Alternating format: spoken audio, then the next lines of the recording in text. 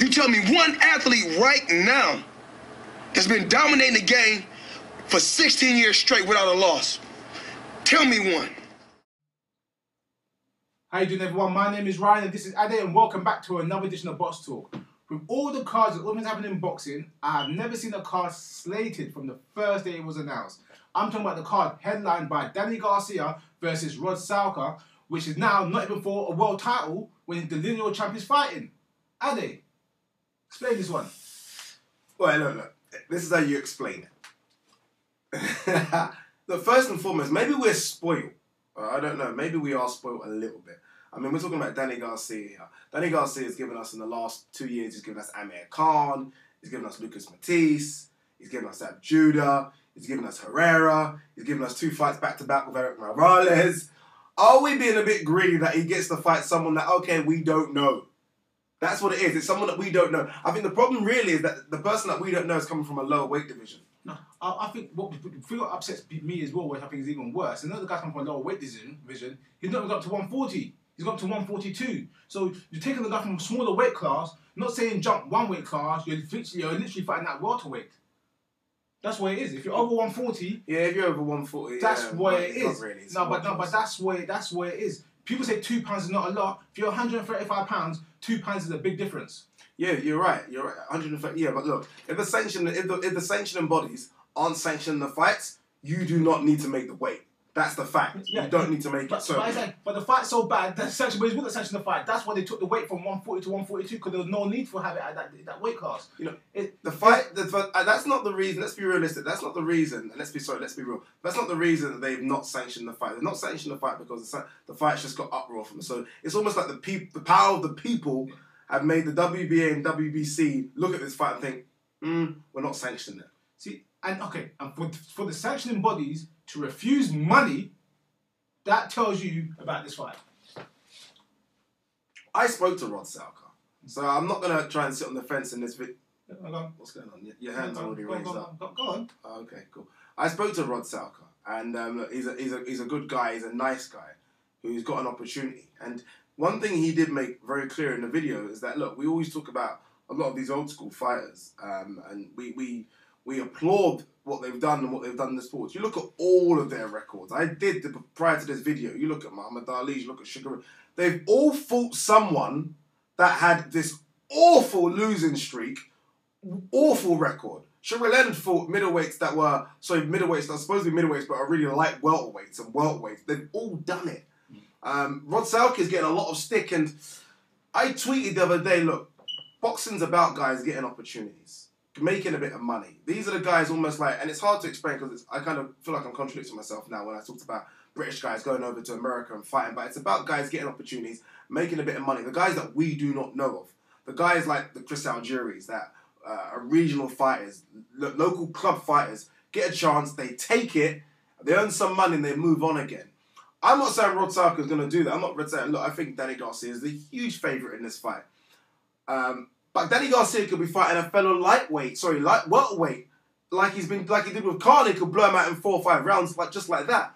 I don't mind an underdog sometimes going in there, putting on a show, and maybe causing an upset. I agree in a sense, whereas a lot of these guys that people don't hear about, they need the opportunity to become champions. They need a chance to make a name. They need a chance to have the opportunity to bring themselves where they want to be in their career, in their life. I agree with that. I understand that. I applaud that. But when you're the unified, generally consensus best person in the world, and you've got a stacked weight class below you, you should fight in your weight class and defend your titles accordingly. If you want to go up to 147, you want to catch weight fight, then you get a guy at 147 to come and meet you catch weight so you can test the waters where it's like a bigger, stronger guy. You don't go to a catch weight higher and bring a guy from 135 up with you. To me, that makes no sense. But it's all been done. It's all been done. And then at the same point as well, instead of just taking it on as, okay, it's a warm-up fight, I mean, you're trying to make it an event for yourself, and you're putting that ridiculous tweets, Danny Garcia, about it's the Danny Garcia show, and you're this, and you're that, and you're this. It's like, no.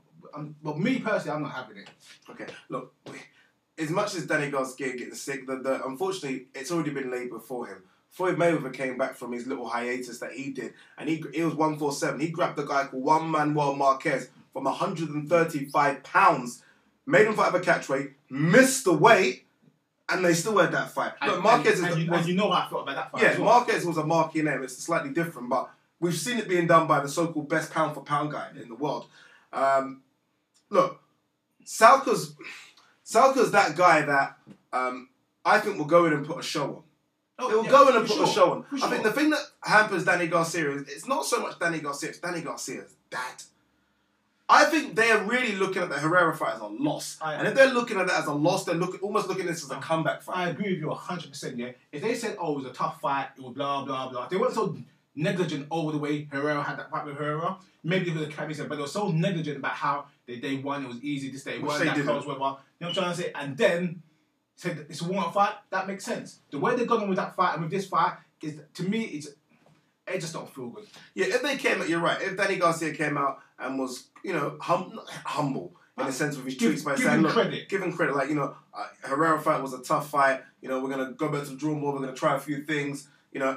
And then you mentioned Rod Salka. Yeah. We'll be like, all right, look, we'll still be upset, but we said we can understand. It's almost that comeback fight. You said, it was an easy fight. I don't know how it got scored like that. And then you pick Rod Salka and you're the lineal 140 champ. It doesn't matter. It doesn't matter who I fight. It's the Danny Garcia show. Yeah. It's not really Danny. I mean, you tried to go to Puerto Rico to build your name. That's not quite worked out the way you wanted it to. To me, you're not a headliner by yourself yet in terms of fill a big stadium. For me and Danny Garcia, I think he's very talented. I like the way his career has developed over the past few years. But when I look at him as a fighter, he's not flashy or outstanding in any particular way. Okay. He's a good all-rounder. Yeah. You know what I mean? A decent, good boxer, good football. He's like a 7 out of 10 in all the aspects. Yeah, and that makes him a good fighter. But that doesn't make you an outstanding fighter. You don't get always the fancy flash knockouts like you got with the Amir Khan fight. You don't always get the sublime skill and the technical ability or the beautiful defense, but you get a quality fight. When you've got a quality fighter like that, and you're building and people are getting to grow you, you don't alienate people by shitty tweets, bad attitude, your father running his mouth, and then picking fights with people who don't feel the fight is worth the fight is printed on. And like I said, Rod Salka, no disrespect to him, I think he's come to do his job. He's a trained fighter. He's coming to fight. He's not coming to lay down. So you've got to give him credit for stepping up, especially against the man. But he's going to step up because he's had no choice to step up. Danny Garcia, in my choice, has stepped down.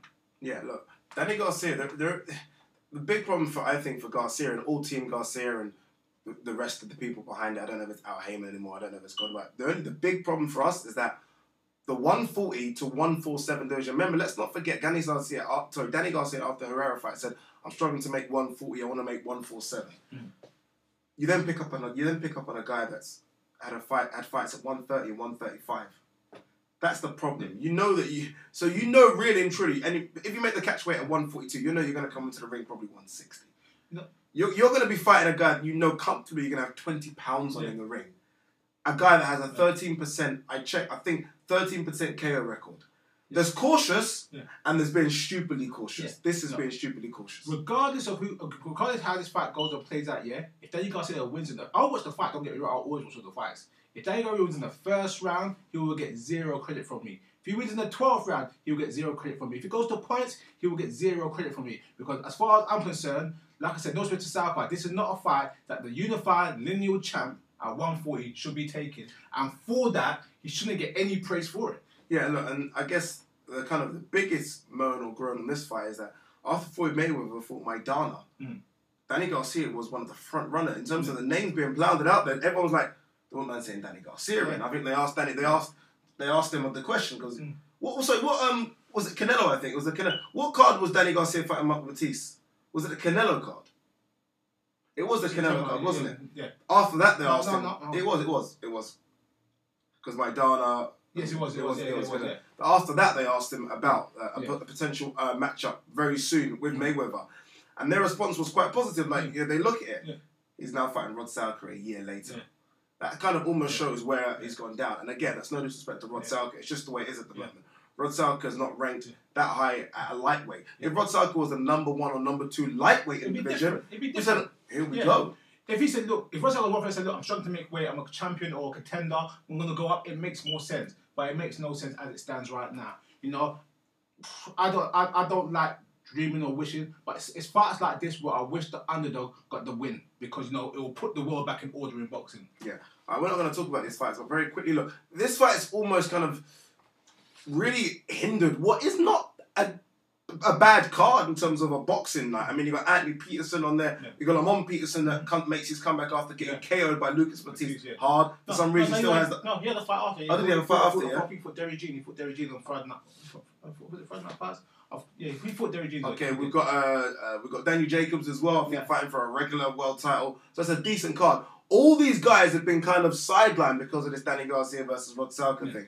But apart from that, look, very quickly, break it down. How does the fight play out? I think Danny's going to come in big and strong for the fight, and he's going to try to bully Salka, who's a smaller man, and he's going to try to press for an early stopping and look him as impressive as he can. And I think as it fight character stands, that doesn't mean much to me. Okay. But I'm expecting a mid-round stoppage, early to mid-round stoppage for Danny Garcia. I've watched Salka, two of Salka's fights since this fight was announced, and one thing Salka can do is box. He's just a very good boxer. Don't be shocked if Salka takes this into the later rounds. And what I mean by later rounds, I mean 9-10, 8-9-10, and then Danny Garcia lands one. I think Salka could shot quite a few people here. I don't think he's going to get the win. I don't think that. I think Danny Garcia is the 140 champ for a reason. You don't get lucky that many times beating the people he's beat. You've got to be a good boxer, which he obviously is. But don't be shocked if Salka kind of steals a few rounds here just by boxing on the back foot and kind of counter-punching quite a bit, which he can do.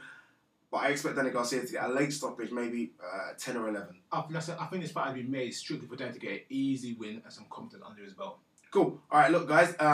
Email your thoughts. This is the email, and put your comments below as well. This is the boxing match that has got the whole boxing world talking in terms of how a world champion can literally just pick who they want to fight, and that's what the guys are doing right now. You can almost picking who they want to fight. Someone's going to pick someone that causes them a problem soon, and I think the order's going to get right again in terms of you fight the guy just below you. You don't literally pick from anyone that you want from the tree. Email us as well at BoxTalk@hotmail.co.uk, and don't forget to follow us on Twitter at BoxTalkUK. Please, guys, subscribe. Our subscriber numbers are growing. Yay! But we want more. We want more. And don't forget to check us out on ringnews24.com as well. Thanks a lot, guys, for watching another edition of Box Talk.